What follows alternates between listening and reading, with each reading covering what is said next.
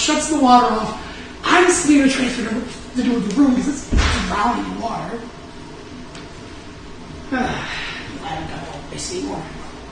That shit really filled right out of my head. And a kitchen ceiling ball on top of me. That couldn't even have it dug out. Damn. And you know what? I'm still here bouncing away.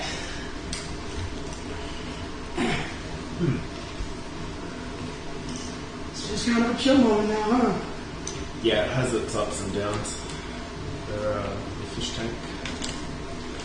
That's okay. Sometimes that's a good thing. Yeah. Shit.